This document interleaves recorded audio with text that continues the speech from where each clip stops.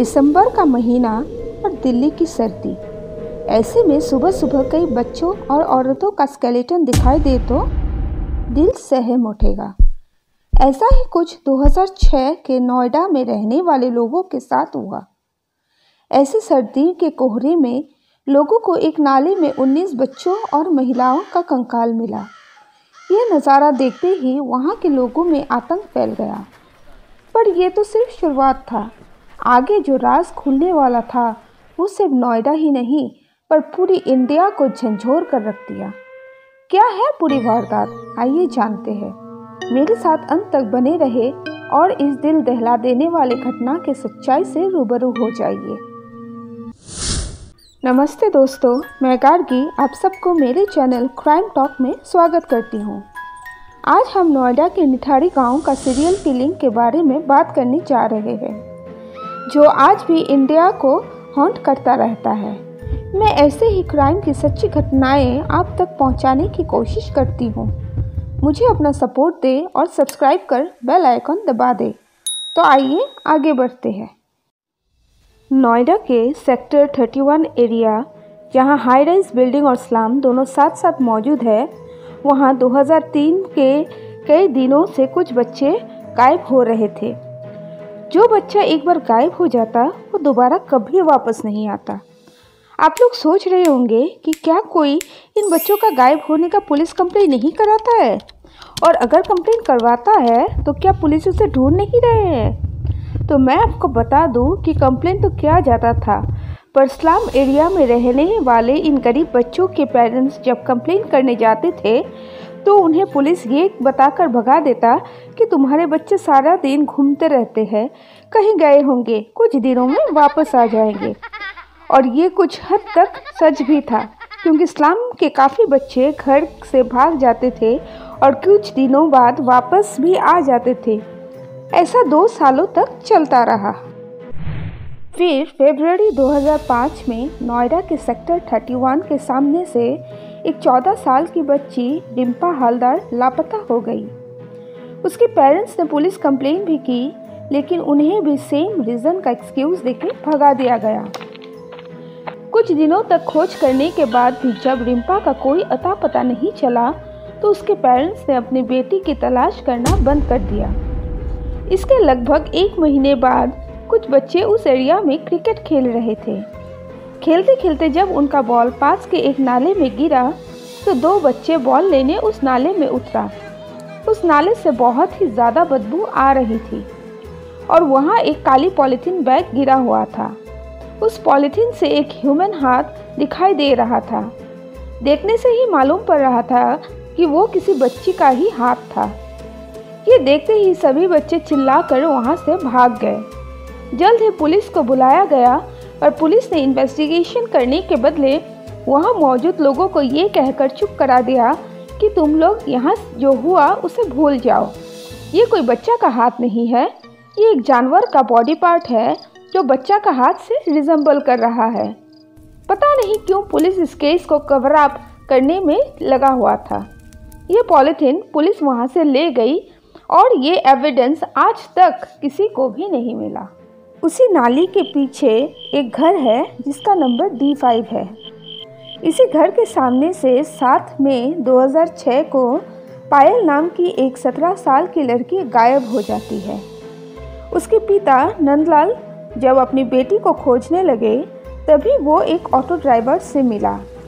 वो auto driver Nandlal को बताता है कि उसने ही पायल को सेक्टर 31 के D5 नंबर घर के सामने छोड़ा था और पायल ने उसके ऑटो का किराया भी नहीं दिया। जब ऑटो ड्राइवर अपना किराया लेने के लिए उस घर का बेल बजाता है तब उस घर का नौकर सुरेंद्र कोली ने दरवाज़ा खोला। जब ऑटो वाला कोली से पायल के बारे में पूछा तब उसने बताया कि पायल तो पीछे के रास्ते से चली गई है। ऑटो वाला भी इस बात को सच मानकर वहां से चला गया।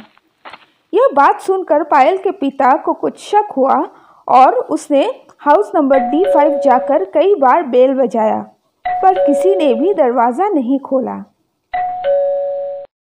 फिर नंदलाल पुलिस के पास कंप्लेंट लिखवाने जाते हैं, पर उन्हें भी पुलिस ने ये कहकर भगा दिया कि उनकी बेटी जवान है और किसी के साथ भाग गई होगी। लगातार 1 महीना पुलिस के चक्कर लगाने के बाद भी जब पुलिस ने नंदलाल की कंप्लेंट नहीं लिखी तो इस बार नंदलाल ने सीधा वहां के एसएसपी से मिला।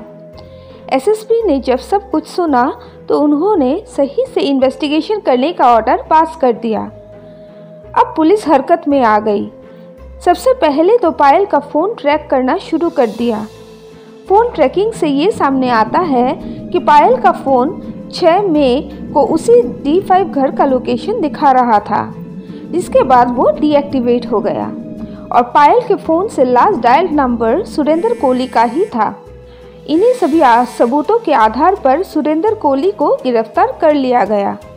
लेकिन गिरफ्तार होने के कुछ दिनों के अंदर ही सुरेंद्र कोहली का मालिक यानी हाउस नंबर D5 का ओनर मनिंदर सिंह पंदर, जो कि बहुत ही पैसे वाला था, उसने कोहली को पुलिस स्टेशन से छुड़ा ले गया। फिर ये बात सामने आता है कि हाउस नंबर D5 पंदर का अयाशी खाना था। उसकी फैमिली कहीं और रहती थी और मनिंदर सिंह पंदर उस घर में कभी कभी ही आते थे और उसकी हवस पूरा करने के लिए उसका नौकर सुरेंद्र कोहली औरतों और बच्चों को उस घर में बहला फुसला कर ले आता था। इस बार जब पुलिस ने सुरेंद्र को रिहा कर दिया, पायल के पिता नंदलाल ने कोर्ट का दरवाज़ा खटखटाया। कोर्ट का ऑर्डर से पुलिस इस केस को और सीरियसली तहकीकात करने लगी। इन्वेस्टिगेशन के दौरान पुलिस को वही D5 के सामने वाले नाले में कई और पॉलीथीन बैग्स मिले जो सभी के सभी ह्यूमन स्केलेटन से भरे हुए थे। 29 दिसंबर 2006 को पुलिस ने मनिंदर सिंह पंदर और सुरेंद्र कोहली को गिरफ्तार कर लिया। ये केस इंडिया में आग की तरह फैल गई। पुलिस के ऊपर काफ़ी प्रेशर बढ़ने लगा, इसीलिए 11 जनवरी 2007 को ये केस सीबीआई को सौंप दिया गया। सीबीआई ने जब इनका धर दबोचा तब 27 फरवरी 2008 को सुरेंद्र कोहली का कन्फेशन रिकॉर्ड कराया गया। कन्फेशन में जो बात सामने आई उसे सुनकर आपके रोंगटे खड़े हो जाएंगे। उसने सारा सच जो कबूला उसे सुनकर लिटरली आपका नींद उड़ जाएगा। वो सच में ह्यूमन बॉडी में रहने वाली एक मॉन्स्टर था। कोहली ने बताया कि उसे 9 लड़कियां, 2 बच्चे और 5 महिलाओं को फुसलाकर उस घर में ले गया था। वो इन सारों को मारकर घर के अपस्टेयर्स घसीट कर ले जाता था, जहां वो इन सारी डेड बॉडीज़ के साथ सेक्स करता था। फिर वो इन बॉडीज़ को छोटे छोटे टुकड़ों में काटकर पॉलीथीन बैग्स में डालकर घर के पीछे वाले नाले में फेंक देता था। पर कभी कभी वो इन बॉडीज़ के कुछ पार्ट्स को अपने पास ही रख लेता था। फिर वो उन बॉडी पार्ट्स को पकाकर और कई बार तो कच्चा ही खा जाता था। इस केस से रिलेटेड कई इमेजेस बहुत ही ज़्यादा डिस्टर्बिंग है, जिसे मैं यहाँ नहीं दिखा पाऊँगी। फिर फरवरी 2009 में कोहली को डेथ सेंटेंस सुना दिया गया रिम्पा हलदर केस के लिए। फिर दिसंबर 2009 को दोनों सुरेंद्र कोहली और मनिंदर सिंह पंदर दोनों को ही डेथ सेंटेंस सुना दिया गया इलाहाबाद कोर्ट की तरफ से। लेकिन बाद में जब नार्को टेस्ट हुआ उससे ये सामने आया कि ये सब किलिंग्स में मनिंदर सिंह पंदर का कोई हाथ नहीं है। ये सब किलिंग्स कोहली ने अपने आप ही अंजाम दिया है। ये 2 अभी भी जेल में कैद है और इनका केस आज भी कोर्ट में चल रहा है।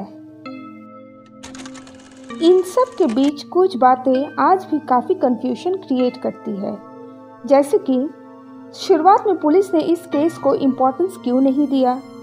वो लोग इस केस को क्यों कवर अप करना चाहते थे। कोहली ने कन्फेस किए गए विक्टिम्स के अलावा और कितनों को मारा होगा। जब वो उन लोगों को मारता था तब कैसे किसी को उनकी चीखें सुनाई नहीं दिया। आपको क्या लगता है, मुझे कमेंट कर ज़रूर बताइएगा।